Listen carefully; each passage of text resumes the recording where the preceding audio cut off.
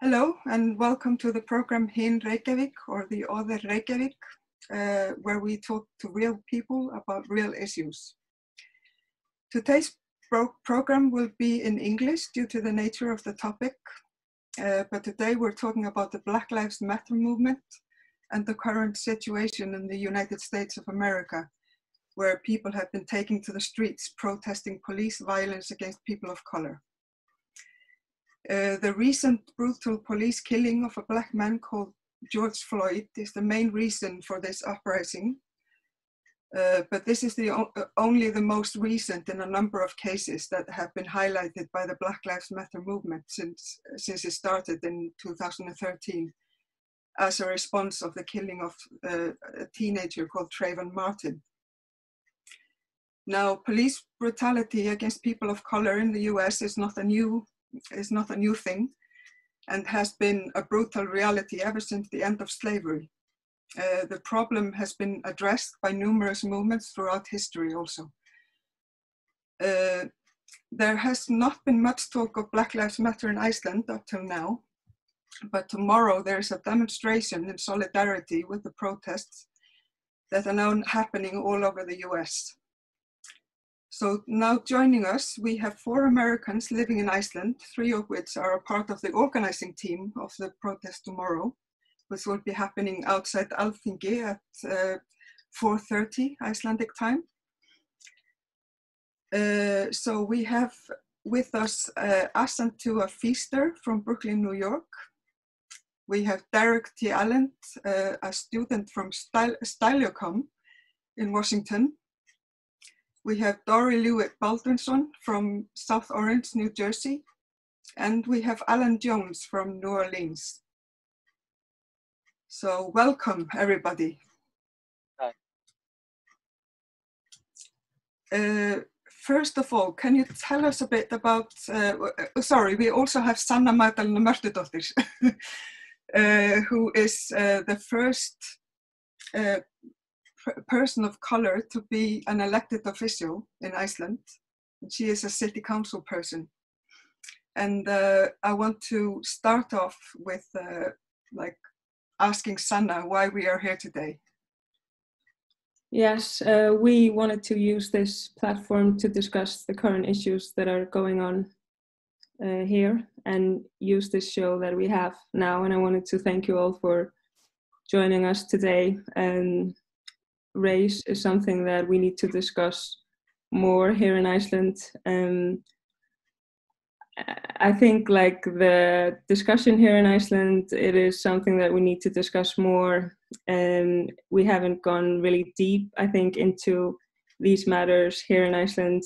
And I think there's also like this thin line between like people living in Iceland need to listen to the experiences of other people, of Black people living here in Iceland.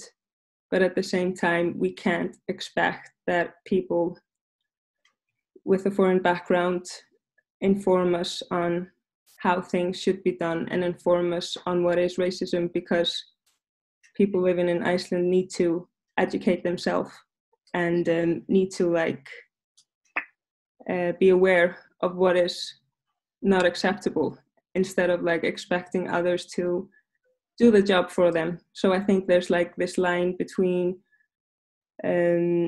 listening, because sometimes I just really want to scream and into the air, and I feel like I would maybe just be like screaming into a void and say like to my fellow country people, like, can you just please start listening to people's experiences and just shut your mouth and start listening to how people experience living here and what needs to be fixed and what needs to be done. But at the same time, can you just like Google it? I mean, we have books, we have Google, you can like find out what is racist and why it is racist, instead of just like expecting Black people to inform you of everything.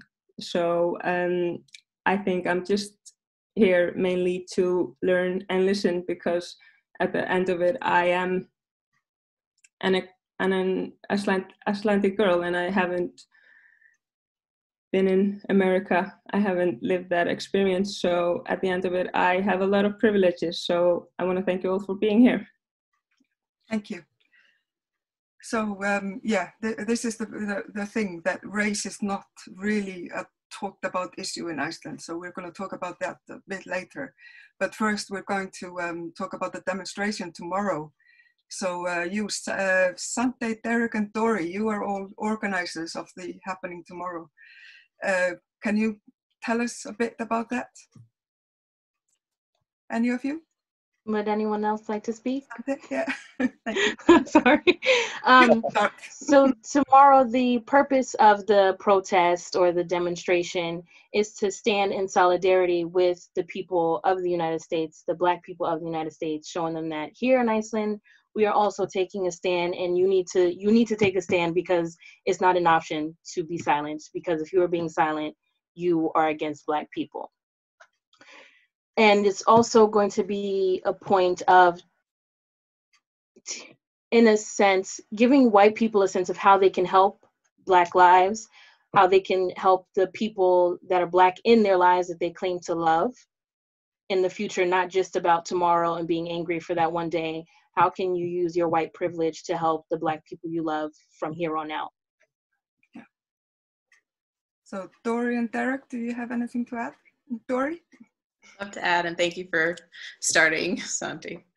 Well, first I'd like to not correct, but add that these demonstrations are happening all over the world, not just in the United States. So it's an opportunity for Iceland to be on the right side of world history. And Iceland is doing such a fantastic job in terms of how they're handling COVID. And it's the moment is now.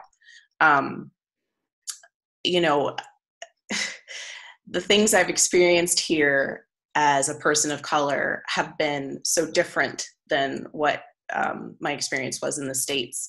And when I first got here, there was this illusion that, you know, oh, we don't have racism, you know, and we don't have sexism, and we don't have that. And it's just because you don't discuss it doesn't mean it doesn't exist. So here we are at the precipice of something enormous. And again, another opportunity. So while this is no criticism of Iceland at all, this is the education that Sana was mentioning. You know, we have a chance to share our experiences and, you know, educate each other, but it's also not at some personal cost. It's not the same as, you know, well, you're going to tell me about racism and I'm not going to listen. You know, part of what this demonstration is about is to shine a huge light on this while everyone else in the world is doing so. So. Definitely. Derek? Yeah, so thank you for giving me the floor and also inviting me to this show. I think that both Asantewa and Dori have summed it up very well. But also I just wanted to add that we want to show how these things can be done peacefully.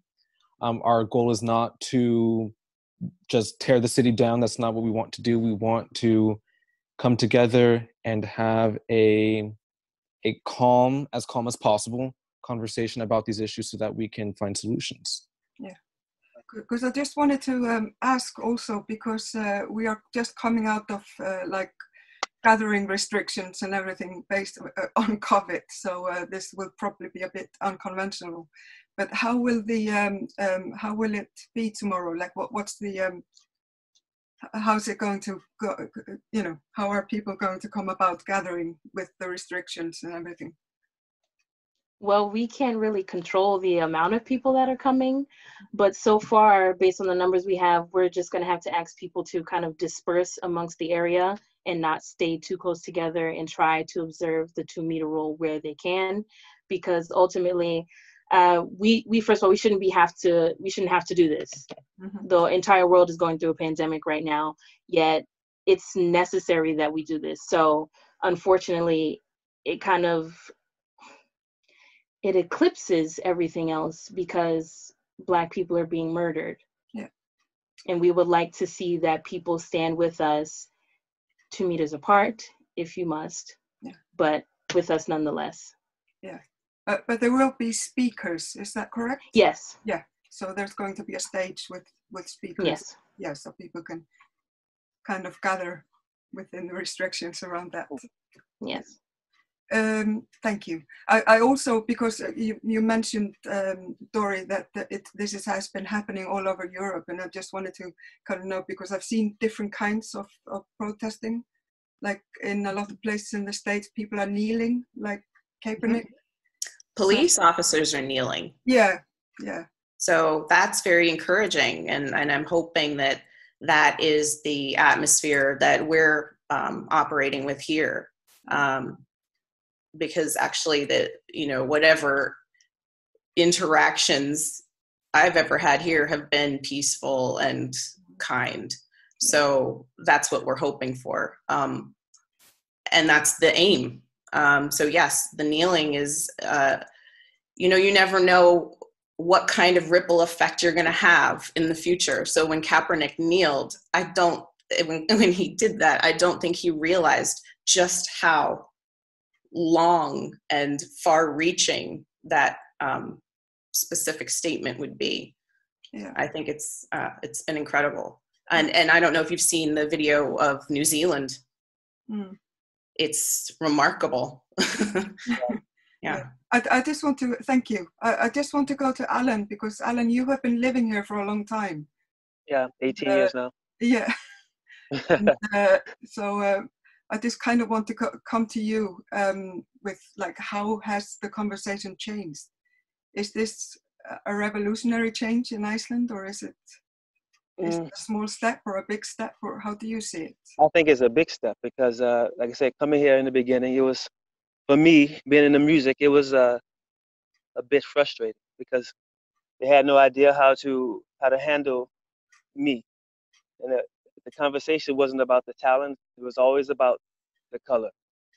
So, like I said, it's been a hidden thing here, but now it's good to bring it to the light. Yeah, definitely. And I kind of wanted to ask also about the situation in the US, because you all have families in the US. Yeah. And I just kind of wanted to come to each one of you to ask you what's happening in your hometowns, or where you come from, or where your family is living. Like, what's the situation there, and what is the conversation there? In New Orleans, so far, it's been peaceful. And not so much protesting going on, but it's just been. Of course, they're doing peaceful protest there. Yeah. I don't think much has really started in Louisiana yet. Yeah. Come to Sante. You're from New York. Yes, I have friends in Brooklyn that are protesting, but they're also offering outreach sources, kind of like, providing food, water, snacks, places to charge your phone, and, call family members so they know that you're okay. New York recently issued a curfew, I believe it was today or yesterday. I have a friend in Chicago. They also have a curfew in Chicago, and unfortunately, the police are using tactics of issuing a curfew and then shutting down all public transportation. So if you are protesting, you cannot get home. You are stuck, basically being corralled by the police. So this is why people are protesting, and they are further proving our point. Thank you. Dori? Yeah, so I have people all over the States. I have an uncle in Manhattan who just recently lost his husband of 45 years. So we've got COVID and this, and he's, of course, very traumatized. And the good part is that there is a lot of solidarity even within his building, because everyone's basically, they're all older and basically locked in.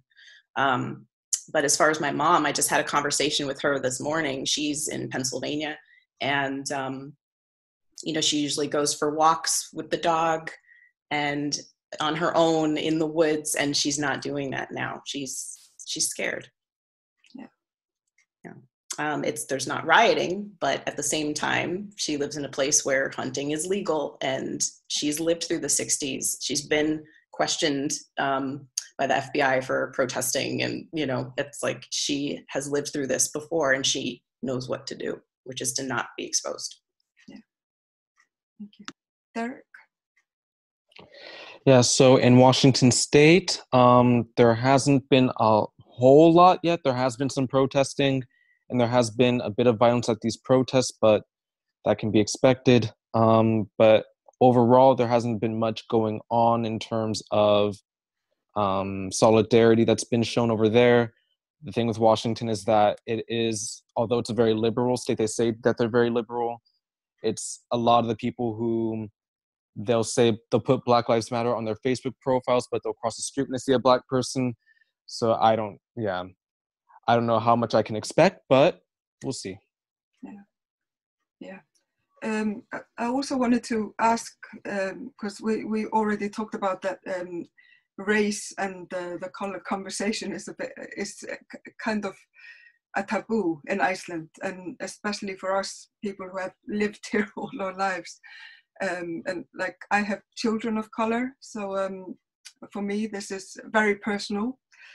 And but the conversation of race has always been difficult in Iceland. There's always kind of like an issue that is seen as the issue of foreigners, although there are many Icelandic people of color.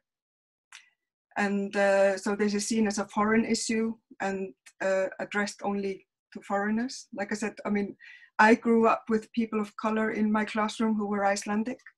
So this is not new. But still the conversation is very taboo.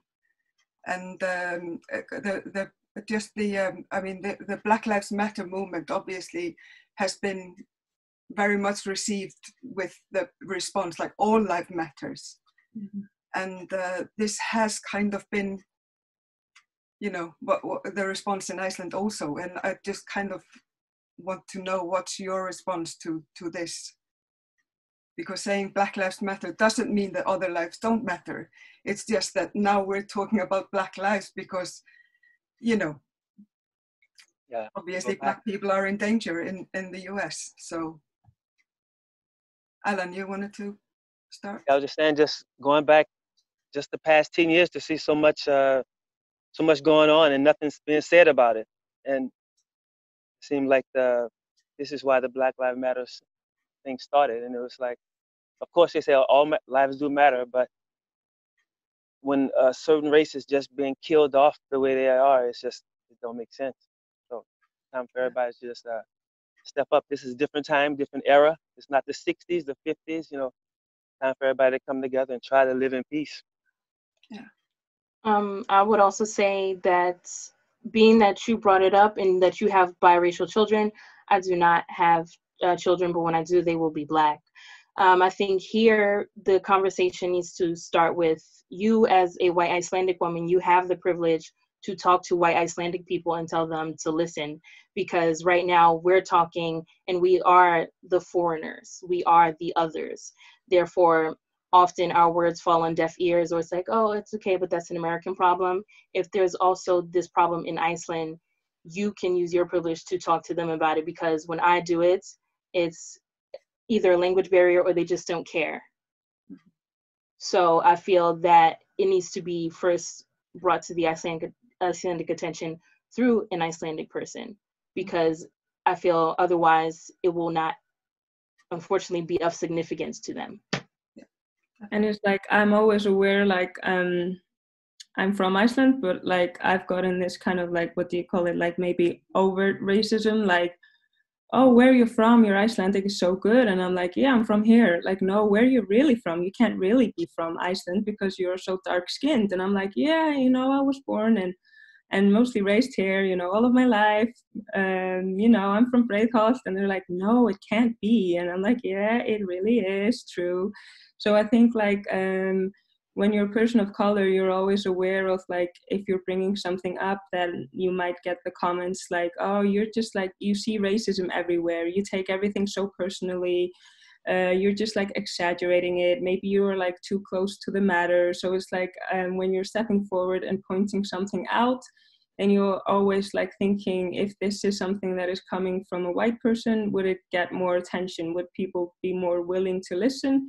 So I think you're always like aware of this factor, but in the but I also maybe can get like kind of more leverage because I am born in Iceland. So maybe people are like, oh, okay, she knows what she's saying. But at the same time, it's like being a person of color is like people maybe won't trust you, and you're kind of like always scared of how you word things and put them out in the how you broadcast what you're saying. Yeah. Dori, you wanted to say something? If I could piggyback onto what you're saying, and just your initial question is like, well, how can we help? It's like the first thing is admit that there is racism, admit that there's a problem. The fact that people gaslight and say, oh no, we don't have, that's gaslighting, that's abusive. Mm-hmm. It's not a microaggression, because what that's doing is invalidating someone's experience and existence. So if Black voices tell you there's racism here, listen. Mm-hmm. That's the first part. And as far as, the way you listen, the way people need to listen is non-defensively, to really just take it in and hear it, because the defense is against pain. Well, guess what? We're in pain. Our pain is real, and that's another thing that it's interesting in Iceland, like never admit pain, like, I'm strong. And so there's a lot of different ways to weave this together and ways to, we could say a lot of things, but so much of it is the inside job of just being able to listen and accept. And then we can move from there. But yeah, a primary thing, there's racism, listen to Black voices telling you that this is happening. Yeah. And yeah, stop invalidating the experience of people with brown skin. I get that all the time. Like, oh, you don't look Icelandic, No, and I can only imagine, and I have friends of color who are Icelanders, but not really, because they don't look Icelandic. What does that mean? That means you're not white. Yeah. So it's just a difference of treatment also, like an immigrant from Poland is just as much of an immigrant mm-hmm. as you are, but because they kind of blend in. No, you can't see it in the skin tone. Yeah, they get different treatment. Mm-hmm. Derek, you wanted to? Yeah, just go off of that point that you made, Löwe. I see this all the time at my job, because I do speak fluent Icelandic, but I have some of my coworkers who are they're like of Scandinavian descent, but they don't speak Icelandic.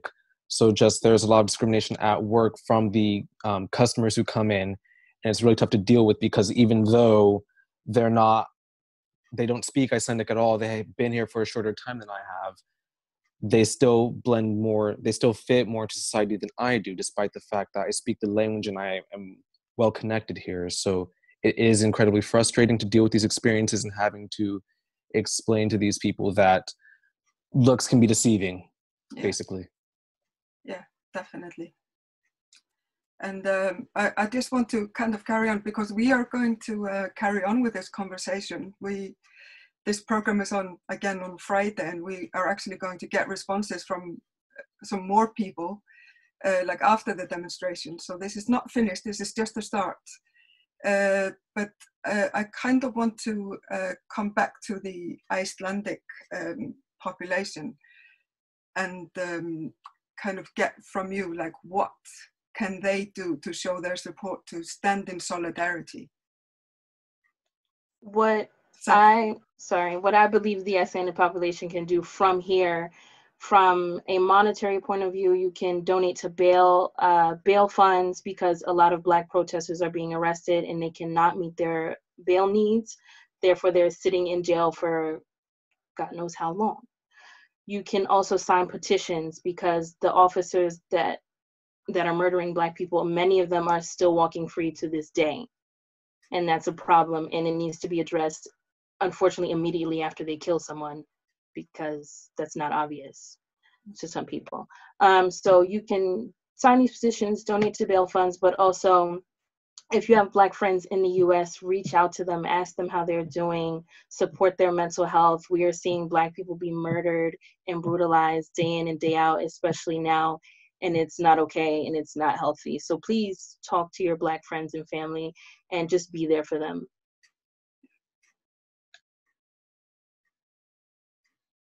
Derek? Yeah. So yeah, I kind of wanted to put maybe an Icelandic spin on it, because as Dori was saying, it's important to recognize that there is a problem here.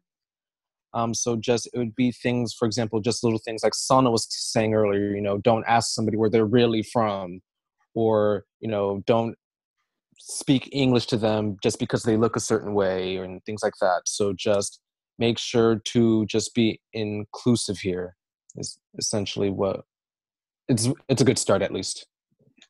Also, I would say, I think identifying and tackling microaggressions, because a lot of the time it's not overt racism, like Derek said. It is speaking English to someone or asking them, where are you really from? Or, or you have some color in you, is your mother so from this place, which is a ridiculous thing to say. But Icelandic people say these things and they don't see them essentially as offensive sometimes. They think it's funny and they're trying to get to know you. But that's also from a cultural standpoint that needs to be addressed. It's not just something that we as society are pushing on them that we want them to do. It's from within their culture. Like all these covered kind of things that people are like, I think Icelandic people are like kind of, oh, I was just being like curious, and they like excuse these questions, but they are like really, dismissing and not inclusive, and yeah.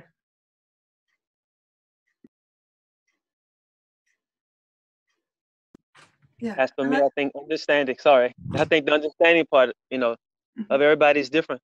Like I said, being here for so long, I've seen some things and heard some things, and it's the younger generation, and I think that the parents need to step up and inform the kids when they do certain things and say certain things, that it's not right, that we're all different and we all come from different places, and it's the understanding part that's missing that we need to find. Yeah. Dori? I think I'll add to that, as far as the parents, a lot of them don't know or feign ignorance. We're in the information age, and I feel like people can really start to question themselves when they say, oh, nobody's listening. For instance, when we were doing the interview in the square yesterday, there was an old man who came up and started saying, what was it like? Oh, you're not going to interview me because I'm not Black. He said, oh, you're not interviewing Black people, or you're not interviewing non-Black people. Yes. And he just assumed that none of us, we all understood what he said.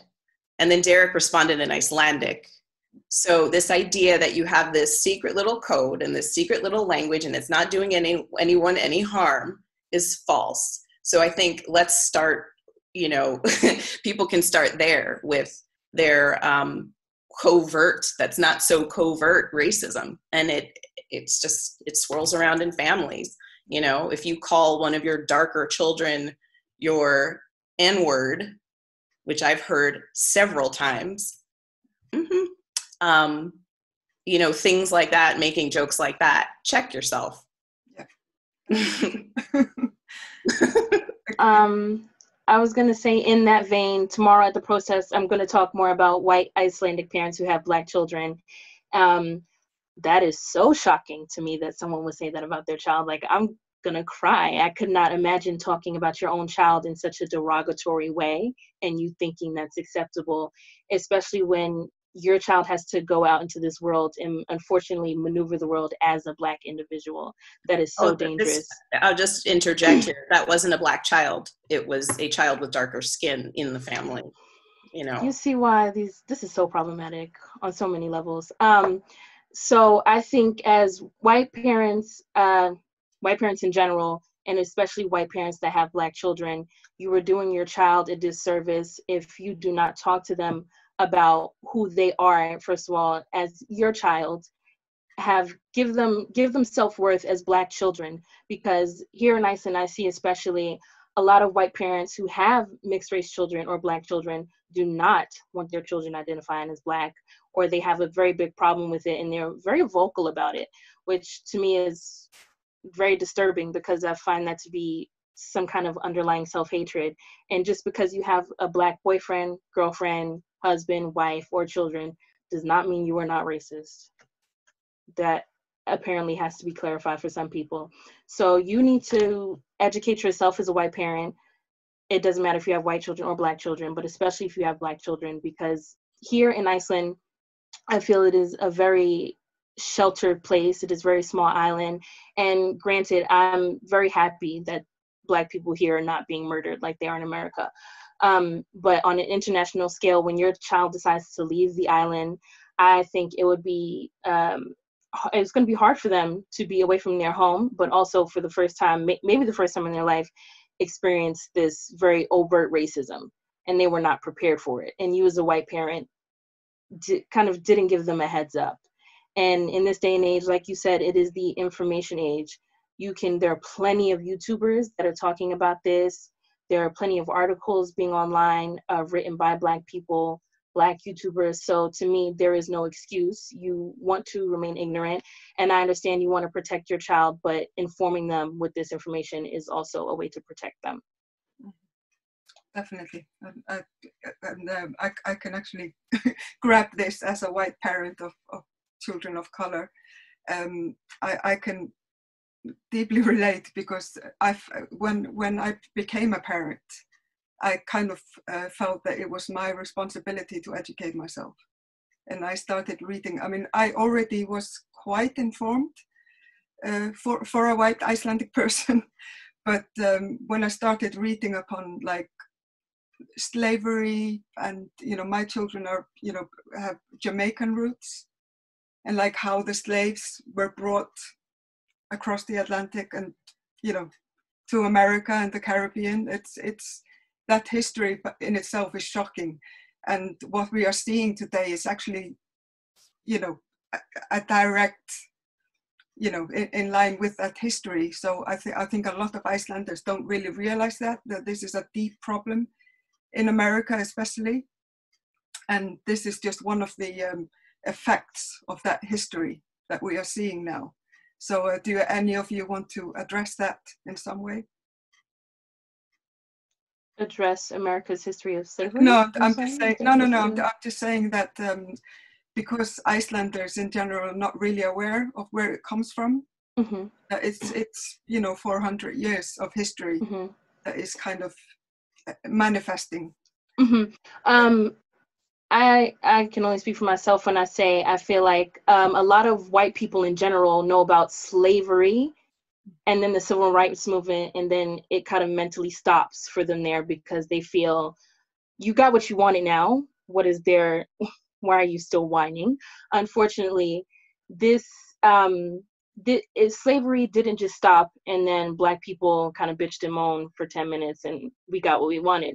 Unfortunately, slavery ended, and then there's a process, there was an evolution of Black people getting rights to be seen as, one, human, and two, not property, which is insane. I am 25 years old and I've slept under the same roof as a woman who's the daughter of a slave. Yeah, exactly. So this is not something that happened or ended for 200 years ago and that's over. And that is very sad. And some people do not understand that in the spectrum of time, Black people, we've been fighting since we were brought to the Americas. Yeah. And we're always fighting, and it's just an ever evolving fight. It's never, okay, this one is said and done and we are happy. It's an ever evolving fight. And I think many white people do not understand that. That's why right now, when you're seeing Black Lives Matter, they say, well, you had the civil rights movement. Didn't you have equal rights now? We do not have equal rights, because when we are being murdered, no one is being held accountable. When white people are being murdered, people are going to jail. So that needs to be a very clear distinction. There is no accountability when you take a Black life. Yeah, definitely. Do any of you want to comment on that, the systemic racism issue? Derek? Yeah, I just think it's important to put forth that once slavery ended, once Jim Crow laws ended, and once just everything ended, everything doesn't just become better like that. And I think a lot of people don't understand that.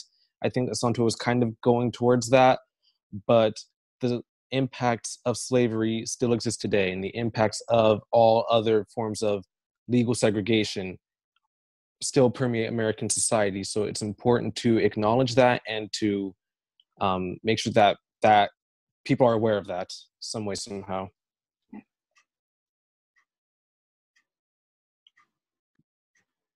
I'd just like to speak to the psychological effect, which you might have seen me just kind of go down. This is exhausting. It's exhausting and it's traumatic. And not denying people that space is really important. You know, this like, oh, well, you're not doing anything. I'm, you know, it's traumatic. When I hear I'm 25 years old and I slept under the same roof as a slave, I feel both relief, because guess what? My great grandmother was, and my mother slept under the same roof as her, you know, formerly slave grandmother. And then it is devastating. It's devastating and it's painful. And I think just holding a space where we can have that, you know, that's what allyship, that's a big part of allyship, you know, just, you know, being able to listen. And again, yeah, it's painful to hear. Well, guess what? It's painful to live. Yeah. So, yeah. I just wanted to speak on that aspect of it. Thank you. Thank you so much. Yeah, Sana. If we put this like into the Icelandic context, I think here in Iceland, this has been kind of used to excuse a lot of behavior, like saying we don't have this history here in Iceland. So I kind of sense through my experience, like listening to how people have been, how the discourse has been here in Iceland regarding race, kind of like excusing a lot of behavior and comments saying they aren't as hurtful here in Iceland and as in an American context, or as in maybe a British context, by saying like, oh, we don't have the same history as in the United States of America or America, because of that, it is okay for us to use certain derogatory terms. And I mean, it isn't okay. The terms, they have the exact same meaning. They come from exactly the same history, and you can't exclude that from these terms that were, they are disgusting, and you can't just like say it's okay to use it in an Icelandic context because things are somehow like, you know, made different in Iceland once they come here. I hope it makes sense what I'm saying. Alan, does this make any sense to you? Yeah. It does. Like I said, coming from the deep South, I came from where racism, you know, was built in Mississippi. And I had never heard the N-word until I came here. And to have to hear my children go to school and have the kids there call them other names it's just terrible. And I've lost friends because of this, you know, coming up 20 years ago here in Iceland. And to have to deal with that and being like the only ones here at that time. There weren't many mixed kids at that time. And to have to deal with the racism and nothing being done or said to help them, you know, later on it affected them. And like I said, some took their lives because of it. And I've always been adamant to let people see my face here whenever I can, wherever I can, so they know that there are people like them and they're not just alone, because they don't see a lot of dark faces here. They have no one to look up to. That's why I'm glad that you're in politics now, Sana, to give those kids something to look at other than like videos, Beyonce, these type of people. They need someone here in their lives, and I'm glad that now it's starting to come out. Those kids that were young now, they're growing up, they're entering sports and politics, and so hopefully here later it'll be better than other places. Yeah, definitely. I think this is like very important to see, like representation is so important. And I just kind of want to ask the rest of you, I don't know how long you've been living in Iceland, but I kind of want to maybe get a little bit of like, what has your experience been in Iceland as a Black person? And I maybe start with Dori. I've been living in Iceland since April of 2016. And it's hard to answer as a Black person. It's more like, just what has my experience been? Yeah, in general, that's also interesting. Well, I know, and this is because I am biracial, but I am Black. Yeah. You know, I know this. Yeah. My experience has been very layered, and I think I've touched on a lot of the things that have come up and kind of surprised me. I got here and it looked like America in a certain way, like a little America. It kind of sounded like one, because the English is American English and the vernacular is American vernacular. And, you know, I'm seeing Oreos and all kinds of things in the store that I recognize. Oops, that was an interesting choice. But anyway, God, it's not edited. Well, there we go. I really felt like it was more familiar to me than it actually was. It took some time for this other stuff to surface. But what was immediate, what I noticed, was the music choices out there in the mall. We're hearing, you know, lots of cuss words, lots of N-word and all that, and just families walking around the mall. I'm like, wait, what? Huh? You know, how is this okay? And that's where I started to see the disconnect. Oh, no, that doesn't mean anything. That's really where I started to see it. Then it was, you know, the actual expressions coming at me and in conversation, and the expressions of, you know, racism and covert. We're like, well, you're okay because you're lighter. It's not affecting you. You know, a lot of that. And, you know, people asking to touch my hair, you know, which I actually was grateful, because they didn't just reach out and do it, you know, but why should I be grateful about that? You know? So it took time, but the other end of it for me, because, you know, I'm also a rainbow sunshine child in a lot of ways, is that I was happy to have the conversation because I had the energy to have it. And people were genuinely curious and wanting to know. So I do that a lot anyway. And so yeah, I'll wrap it up. That just to piggyback all of that other stuff with the element of I'm okay with educating when I'm good to do it. But that's been my experience. Thank you. Derek, what has been your experience? You're in student politics, yeah? Yes, that is right. Yeah. So just overall, I've been in Iceland since August of 2016, and my experience with regards to being Black in Iceland, has been a very mixed bag, but it's overall, I'd say, been positive, because I have come across a lot of people who are very curious.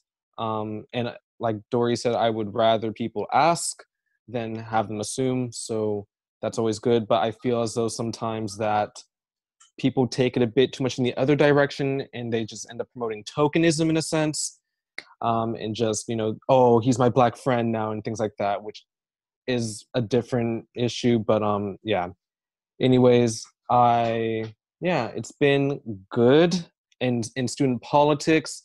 I've raised a lot of awareness about racial and issues relating to xenophobia as well within the student council, and that's really good. And people have learned a lot from that. And things are not perfect within the student council, within student politics. There is a lot of racism, both covert and overt, but I am trying to help change that. So yeah, just, I wouldn't have had it any other way. Thank you. Thank you.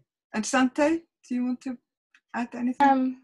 So for me, I've mainly seen the mostly being fetishized on, for instance, Facebook. I've had random men message me, ask me to take care of their kids, being their wife, their girlfriend, insanity.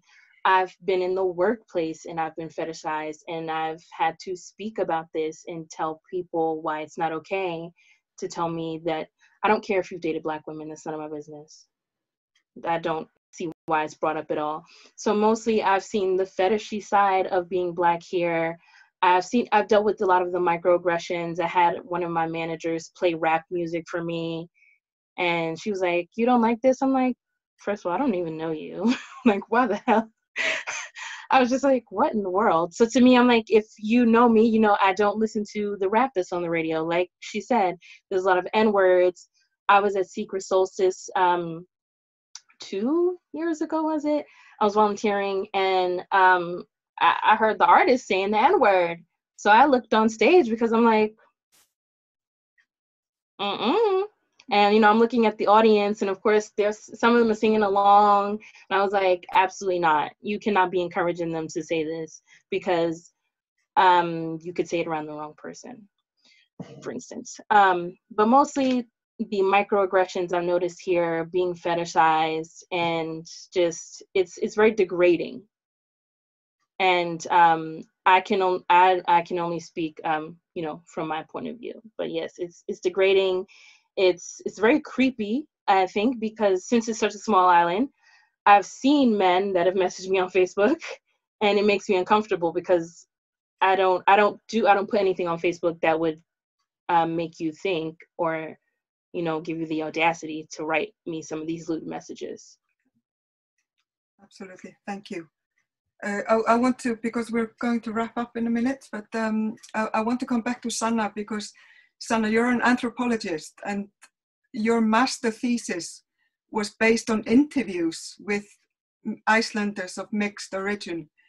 And I can hear a lot of the experience that they have been talking about here today are kind of harmonizing with the experience of the people you talk to, like the fetishizing and all these different things. Sanna, do you want to say anything about that? And also from your experience. Yes, a lot of microaggressions led to me writing a master's thesis about what it is like growing up in Iceland. And it's like, the title of the thesis is, "But where are you from?" So I spoke to 15 Icelanders of a mixed origin, and so they experienced, like, the conclusion was kind of like, they experienced like people asking where they were from, a lot of them, but mostly like women receiving these questions, and people seemed to be more comfortable with approaching women, and the comments that they received tended to be more sexualized. So it was this kind of layered comments about origin, and also kind of sexualized, and this hair grabbing came up, and this is something that I've also experienced. And sometimes people ask, but sometimes it's just like you're out partying and suddenly a man's hand is in your hair, just like, wow, I've never touched this kind of hair before. And you're like, oh, why is this happening? But I think Derek wanted to add something before, so I'll stop talking now. Yeah, we'll quickly hear from Derek. Oh yeah, I just kind of want to quickly add something about the fetishizing, because you know, I'm not trying to like detract from what the women face, but I just want to come to light with how it is for a gay man, because a lot of gay men in Iceland will come to me talking about BBC, and that's not the British Broadcasting Company. But yeah, just it is also quite disgusting and quite dehumanizing. Yeah. Thank you so much. I just want to, because this has been a very good conversation, and I want to thank you all for your honesty and being here. And but I want to remind people of the protest tomorrow. So if anybody wants to remind us of the time and place and what's happening, any of the organizers? The protests. Sorry, the protest will be tomorrow at 4:30 p.m. In talking about this for the past 3 days, and I cannot think of the name. It starts with an A.